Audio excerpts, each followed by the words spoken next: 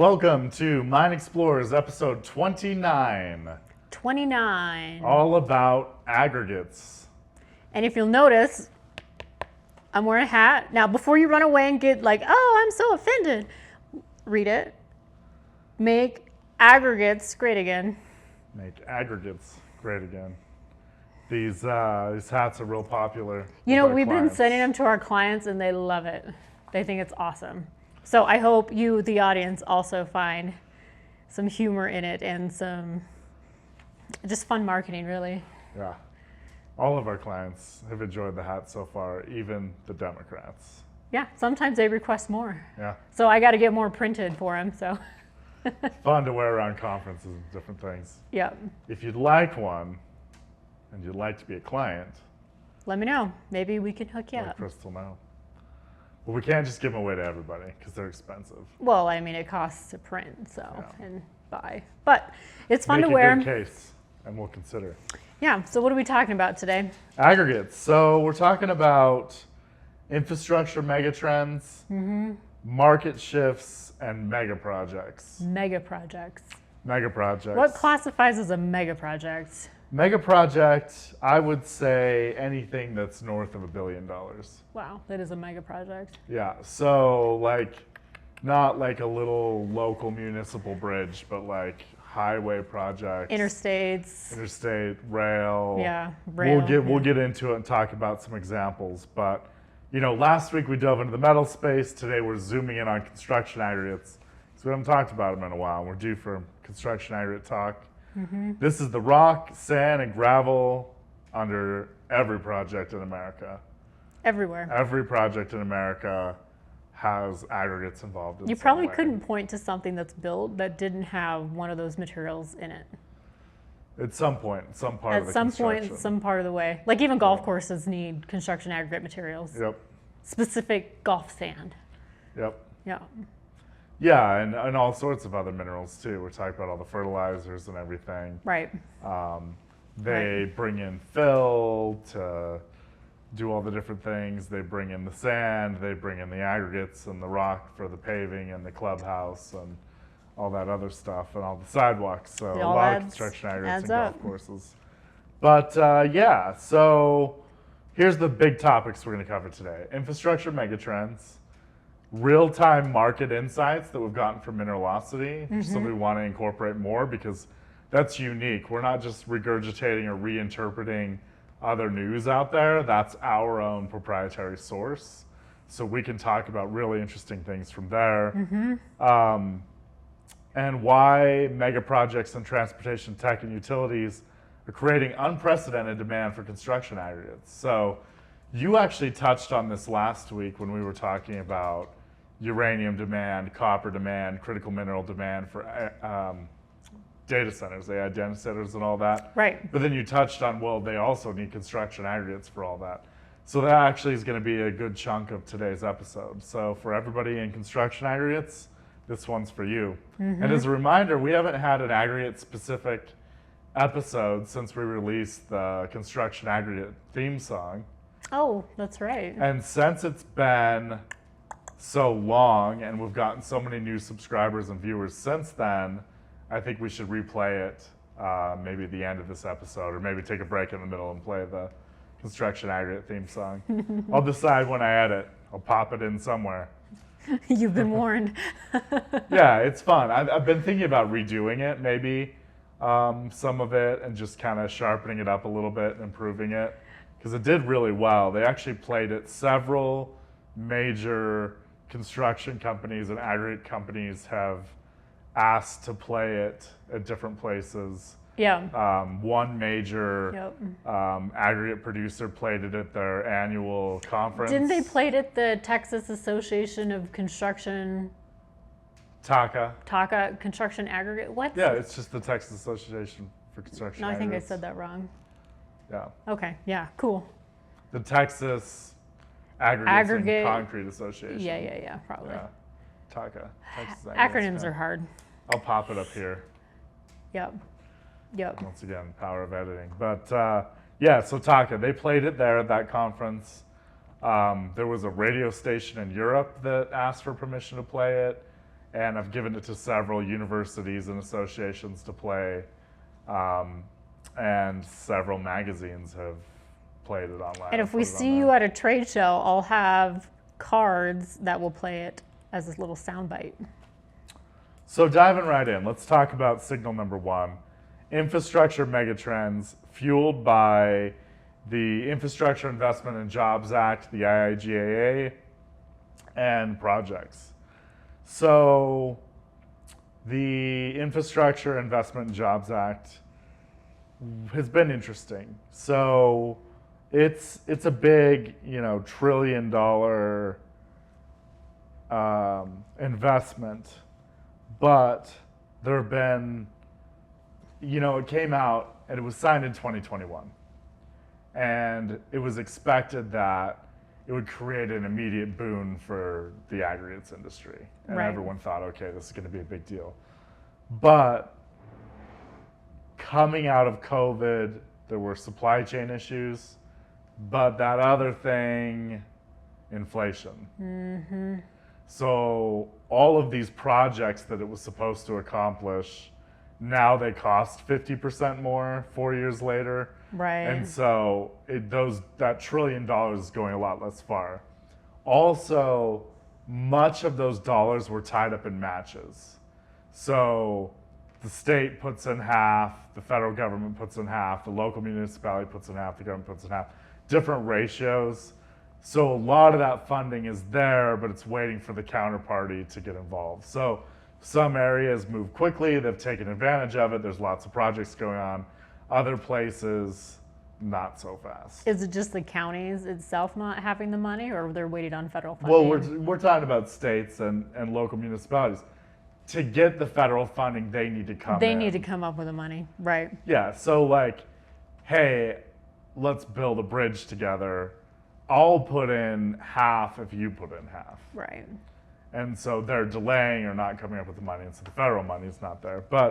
And it's not going as far because of inflation. Mm-hmm. And we have so much inflation because of all the crazy money printing and giveaways during COVID time. So It's crazy how that works. You print out money and then you just pay for the consequences later. Yeah, and everybody likes to blame it, like it's the Biden administration, it's the Trump administration, or whatever. They were all involved in creating the inflation. Yeah. And it accelerates, it gets worse over time, and now it's starting to get under control with the higher interest rates and stuff. But once all that money is generated, you can't put that genie back in the bottle. Nope. So, yeah. And then that creates other problems, deflationary issues. There's a whole bunch of stuff there. Oh, yeah. Stagflation, all that. But we're not an economics show. This show's about mining and mineral exploration and occasionally arguing about different things. So let's talk about the IIJA projects. So specifically in construction aggregates, infrastructure is the backbone of demand. The American Society of Civil Engineers, the ASCE, they do the infrastructure report card every year, and they come out with those reports and stuff. Right, we review that. They estimate that $5.4 trillion, it's a lot of zeros, in expected investments from 2024 to 2033 will be made under current trends. So we're looking at over $5 trillion in investments in infrastructure over the next roughly 10 years, starting last year, 2024 to 2033, which is 9 years. So now we have 8 years left.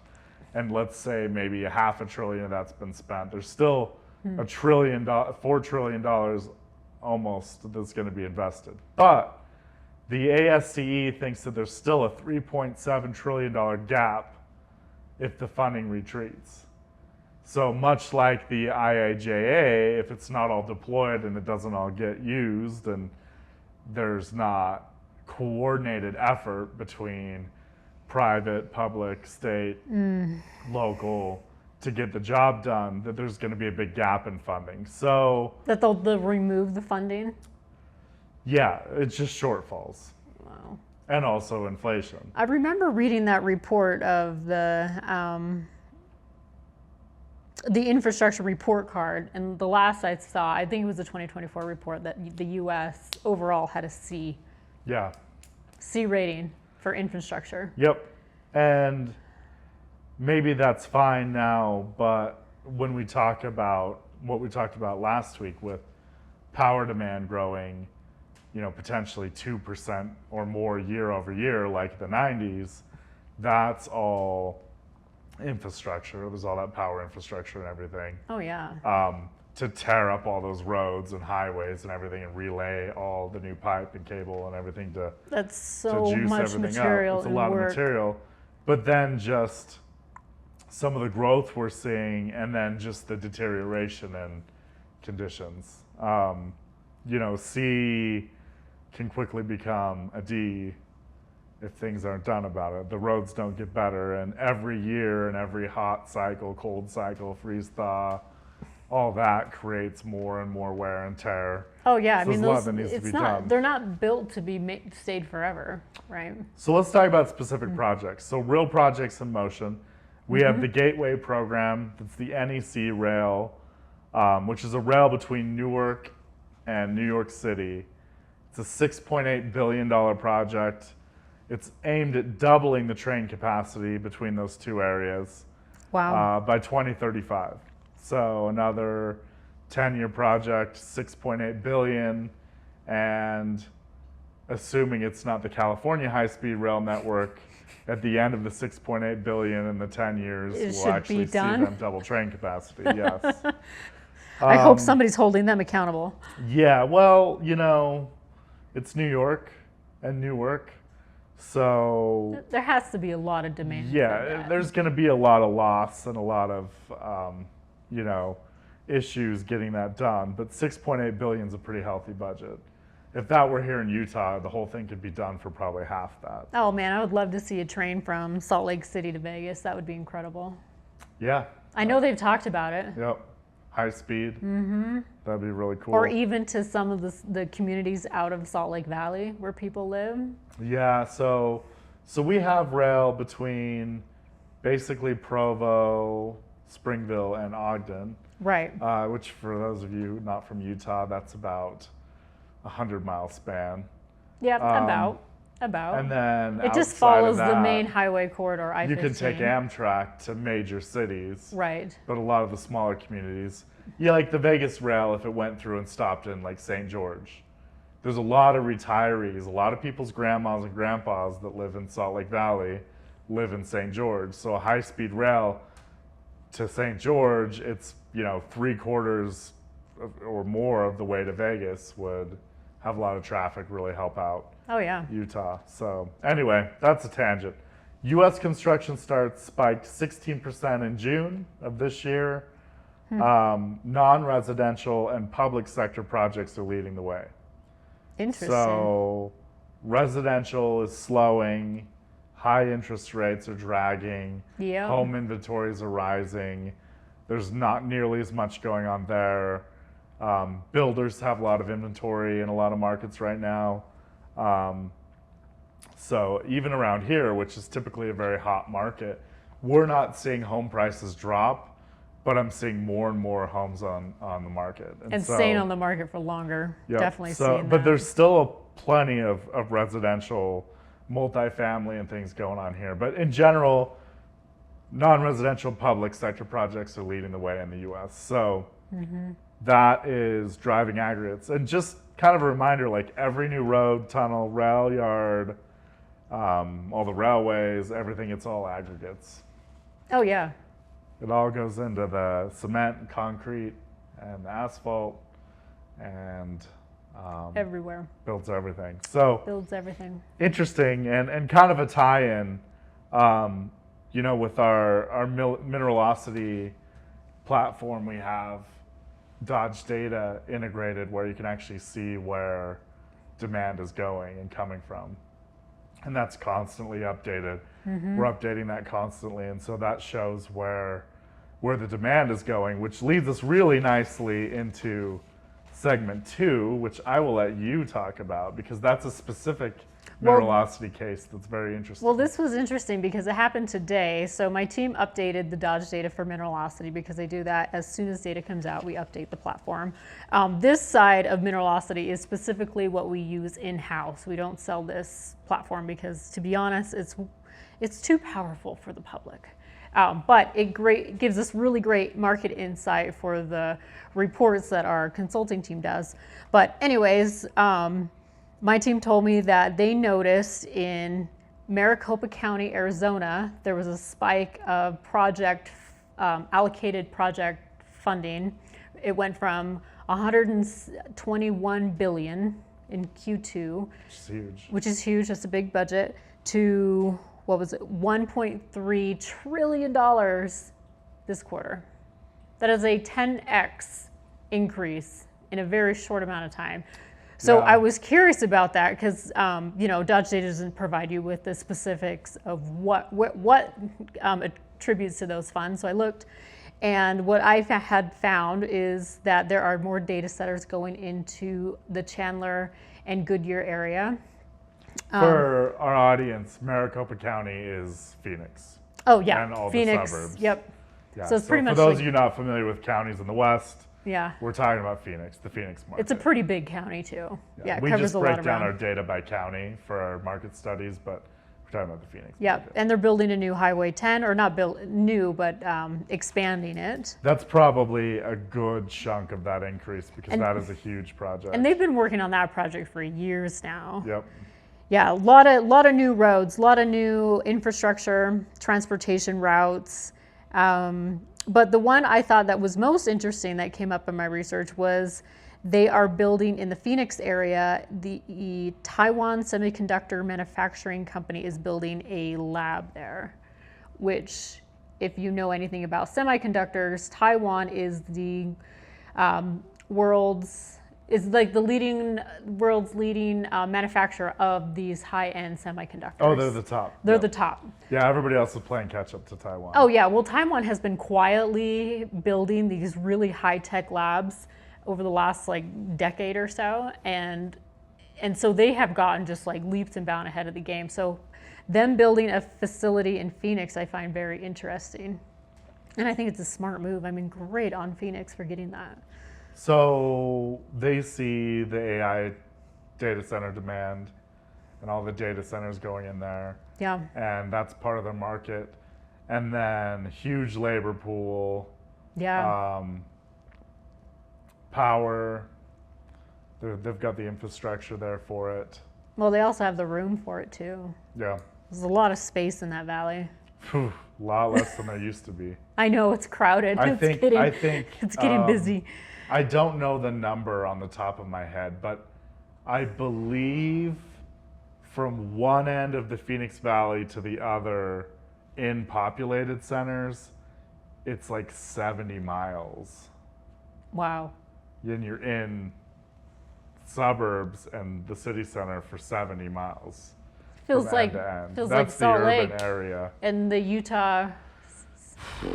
Man, I mean, like I talked Utah and about, Salt Lake so Valleys. starting in Utah Valley Yeah. and going all the way up to Ogden, but even still, there's kind of some more sparse areas. Not But the really. Phoenix area is round, so it's not just the Wasatch Front is the front range of the mountains, similar to the Denver front range, but Phoenix is that whole valley, so it's like a big square with It's radius busy. of Well, and it hundreds doesn't of stop there miles. with the Taiwan semiconductor manufacturing. It's also Microsoft is coming in, Compass Data Center. There's a Vantage Data Center coming in.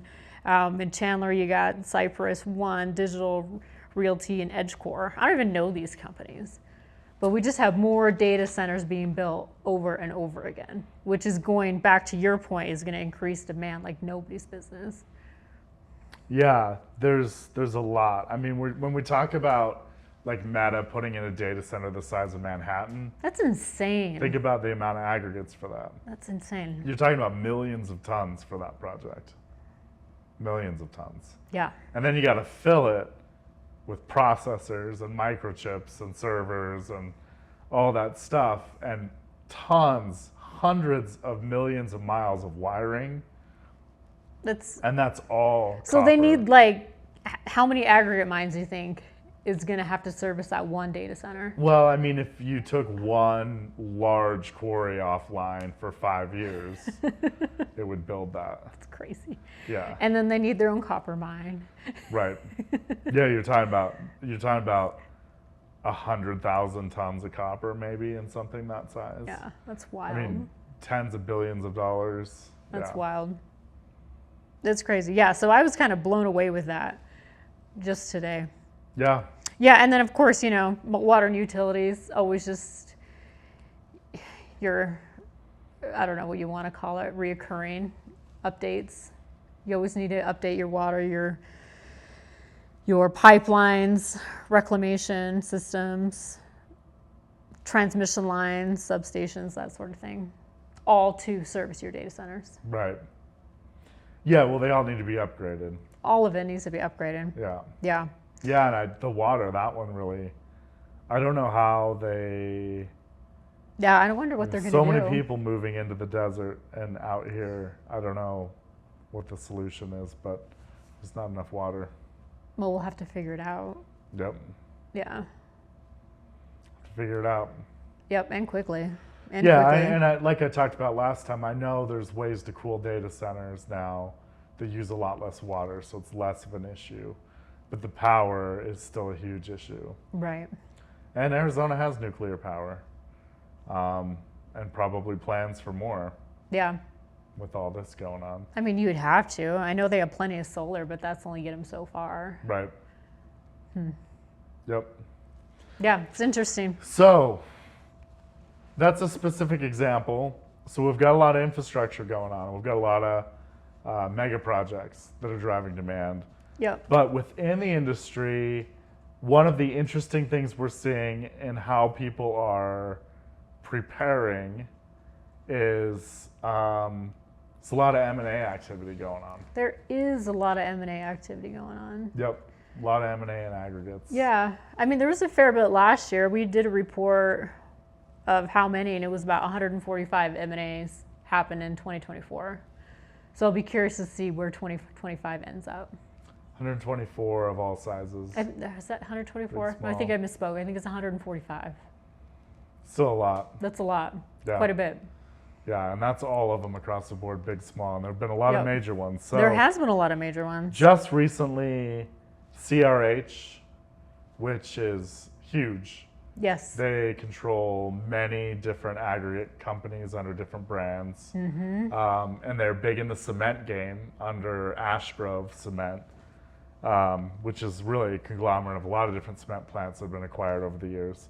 So CRH recently bought Eco Material Technologies, which is a company based right here in the Salt Lake Valley. Yep. And they are the largest provider of pozzolan materials in the United States. So they do fly ash, bottom ash, natural pozzolans, the whole thing. Cool. So they're across the whole board, and they have a whole network of terminals, distribution, production sites, the whole thing. So CRH just bought them in a great big deal, multi-billion-dollar deal. And then Quikrete acquired Summit Materials, and this happened 2 quarters ago. I think this was Q1. Yeah, it's still fairly recent. Yeah, so this year. Quikrete acquired Summit Materials for $11.5 billion, taking Summit private and expanding vertical integration. Yeah. And then they just recently did a deal with Martin Marietta where they traded multiple quarrying assets for a cement plant in the Dallas area and multiple ready-mix sites and assets. So they're shifting some of their quarrying assets for cement. So now they have a cement plant Interesting. that gives them a little more access to that growing Dallas market, which is still one of the hottest, if not the hottest markets Oh, yeah. in the U.S., especially for aggregates. We look at it constantly across a lot of It's different always projects. changing. And we have a client who's who's building a mega quarry in Texas that will serve that market and other markets. And hopefully we'll have them on the show sometime. They're really getting exciting and going to build a very advanced, state-of-the-art facility that's multi-rail market served, and they'll be, we're talking about, over $100 million in capex to get all that up and going. So exciting, really Wow. big mega quarry. Yeah, one of the most exciting ones. So we could talk about that more as it gets closer to fruition. But lots of M&A, and then a lot of other small things going on in the industry constantly. But talking about Martin Marietta, they just did that deal with Quikrete to exchange some assets. And that was, there were hundreds of millions of dollars worth of assets exchanged in that deal. So quite interesting. But they just reported that their Q2 revenues have increased and their shipment volumes have decreased, but their revenues are still increasing on price appreciation. So they're able to charge more for their aggregates, which is driving increased revenues without actually selling more material. And that's really a trend across the industry. So if we're seeing that with Martin, we're going to see it with Vulcan, we're going to see it with Summit, we're going to see it with Rogers, we're going to see it with a lot of these other guys. I mean, is that just inflation? Basically. Yeah. Basically. So with all of these big guys, But their input costs are increasing slower than their sales price. yeah, So yes, it's inflation, but also they're paying less. Like fuel costs are not higher substantially. Labor costs are up a little bit. Explosives, things like that are up a little bit, but they're able to sell their finished product for more. So it's driving better margins also and profitability. right. So with all of these big guys merging and buying, if you're a small company, say you only had 5 pits or so, what can you do as a business owner to try and stay ahead of the game and compete with these larger operations? You've seen a lot. You've seen a lot of this market. Any words of advice? Yeah, so if you've got 5 operations in a region, you've got a pretty good control of that region. Right. So But obviously you're gonna keep an eye on your pricing, and you're gonna stay competitive. But also, if all your competitors are raising your pricing, you're gonna raise your pricing too, and then look to efficiencies. Be able to optimize what you have, and then if you're a small regional operator and there's bigger guys around, cozy up to your customers. yeah. Get to know the ready mix operators, get to know the batch plant guys, get to know the contractors in your area, get involved in DOT meetings and local meetings that involve infrastructure, construction, building. And then, cozy up to your buyers, because there's a lot of places I hear where there's local ready mix guys who are like, hey, I'll pay an extra $10 a ton to get it from the local quarry, then buy from the major guy down the street, just because they have that local touch, and a lot of them are still family businesses. Right. And if it's a small company that has 5 quarries in a certain region, chances are the owners live there, they're multi-generational, they've been involved for a while. So keeping that local touch could give them a good strategic advantage and help them position for an eventual exit when they do sell to a major who comes in and buys them out. Interesting. And what kind of due diligence should they be doing? Because we wrote a guide, you wrote a guide on merger and acquisitions, right? We can post the link here. It's a free download. It's about 12 pages of a PDF where you go through all of the steps of how a merger works. Do you think that guide would be beneficial to these smaller companies?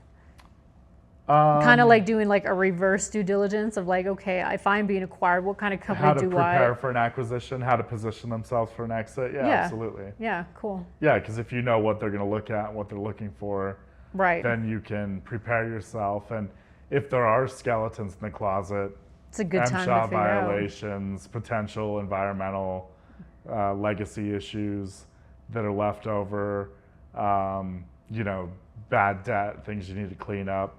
If you look through that guide, you'll at least know what you could do something about or know what they look for. And then when you get to negotiations, you can at least be upfront about potential issues right away, because it's better you let them know immediately than have them find out later. So, Right. yeah, that would be useful in preparing for an exit. No, it's a good point. And it also could give them a little bit more power too, to know their operations a bit more intimately and know the questions that could be asked of them. Yeah, you'd be surprised. Some of these guys really don't know a lot of their numbers and a lot about their operations as they should. And so going through that due diligence exercise on their own company as if they were a buyer is really useful. Cool. Well, we'll give you the link if you guys are interested. It's a free download. Just give me your email. Yep. Yeah, and that's a good point, because at first I thought, well, if they're small and they're not really in a position. But not everybody wants to have a mining operation forever, right? Like Right. not everybody has a business they want to keep forever. They're in it to sell it. So that same method applies, right? You gotta. Yeah, and there's some guys. I mean, there's the Ted Bakers out there who will, go do a deal, create a bunch of assets, sell it all off, go to a new area, do it again. Totally. Yeah, they're rare, but they exist. A lot of these larger players are driving pricing and logistics, which the smaller players can piggyback on. And the smaller operators need sharper market intelligence to compete.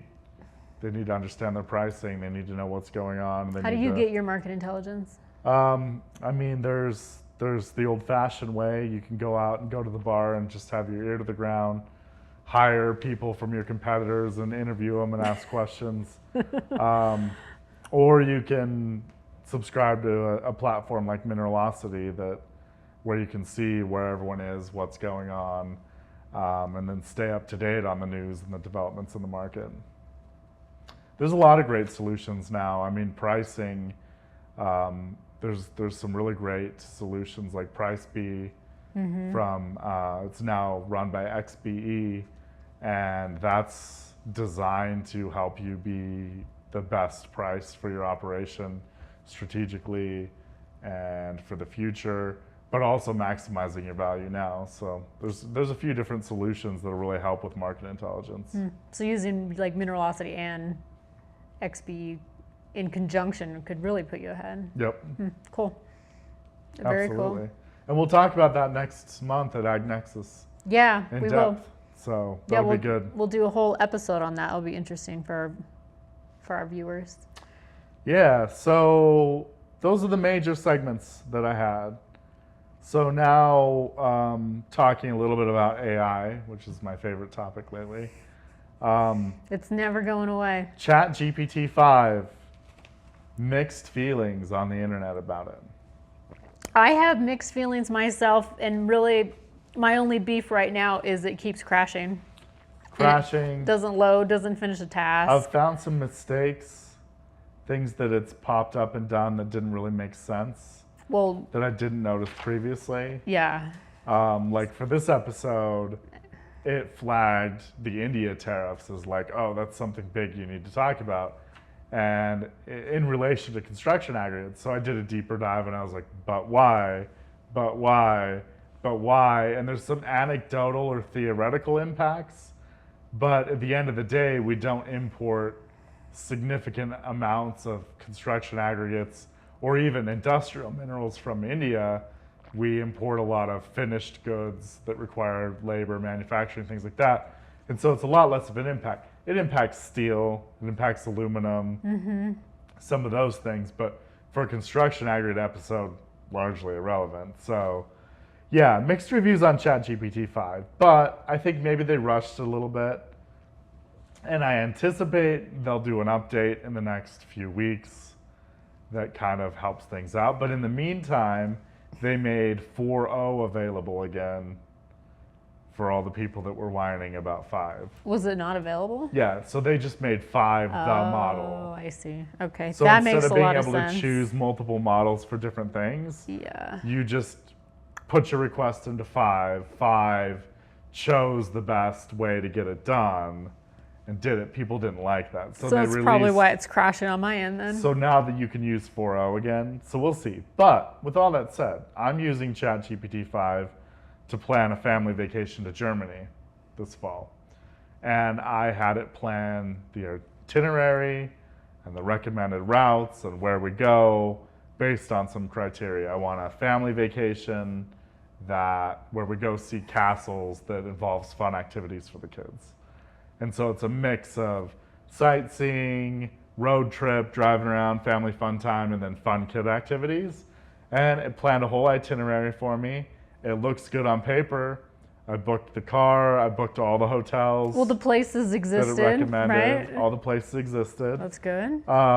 And so I'm gonna take the trip, and then we'll come back probably around episode 35, 40, somewhere in there, and I will have an update on how my ChatGPT 5 vacation went, because I left it in charge of all the planning.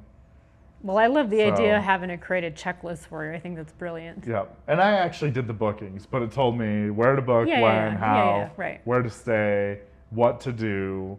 And so far it's all been real and it's all made sense. But I noticed they integrated a mapping feature.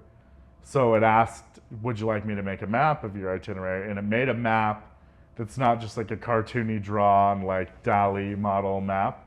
They actually like have a GIS interface that popped up in. Yeah, that is interesting. So I'm looking forward to seeing how that works, because a lot of the limitation in our line of work, especially the landman side and some of the other stuff we're doing, is there's not a GIS bridge, but it looks like there's a rudimentary one. We've got like a rope bridge now. And we need a robust interstate, but it's a start. We can get across the river now, the Rhine River. We'll be seeing it soon.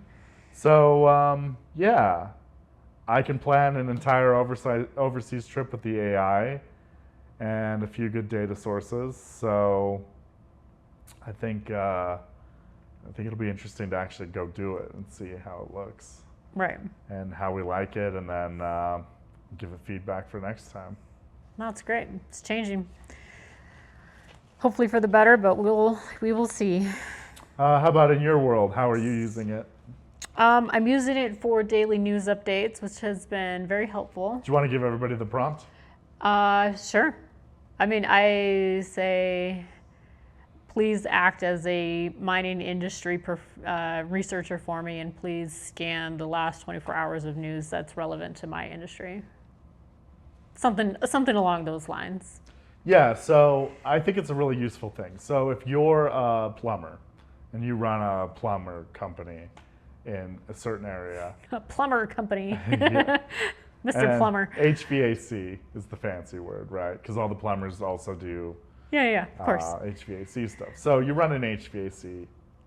Now you get like plumber, HVAC, electrical, like all rolled into one company. But highly competitive company, quite profitable, will be much, much more profitable as time goes on, because that's a job AI is not taking anytime soon. But say I'm Joe the plumber. I can pop into ChatGPT every morning and say, hey, and I only need to do this once. One day I can say, hey, I'm Joe the plumber, I run this business. Give me all the news from the last 24 hours that's relevant to me. Or even simpler, just give me a summary of all the news in the last 24 hours that's relevant to me and my business. Yep. And then have it do it. And then the next day you just say, repeat the exercise. Next day, repeat the exercise. And you get a curated for you breakdown of the news. And then you can ignore all the other noise out there and just focus on what's relevant to you and your business. And let's face it, if there's something else that pops up that it misses, you're going to hear about it anyway. Most likely. There's so many ways it's going to get to you. I mean, Yeah. the bigger your business, the more people are going to come talk to you about different things. So I find that really useful, because one of the things I've been looking into lately is and Kevin O'Leary talks about this, the most high performing people and most successful entrepreneurs, they reduce their signal to noise ratio. And so they wake up every day and say, here's the 3 things or 5 things I have to get done today.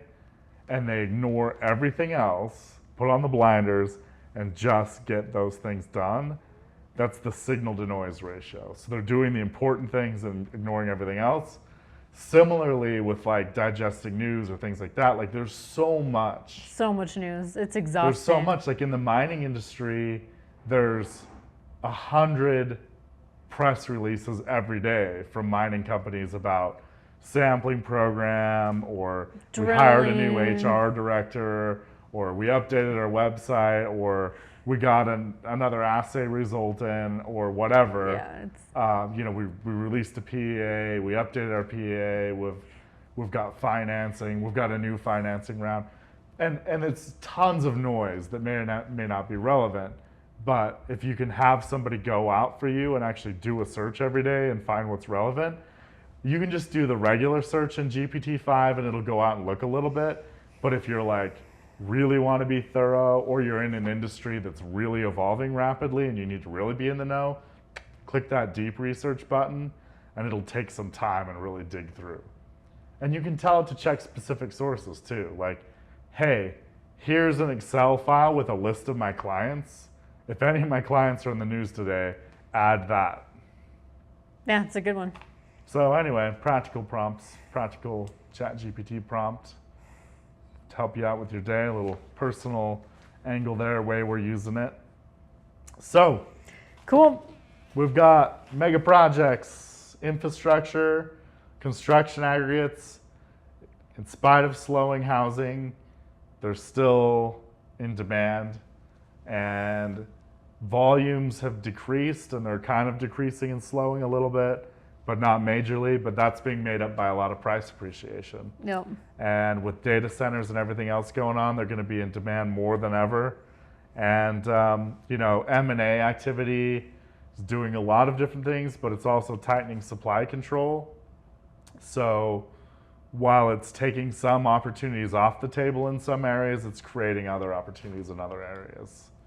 And they're always on the lookout. So you're a regional player or a smaller player that wants to position to be acquired, it's a good time to start looking at that too.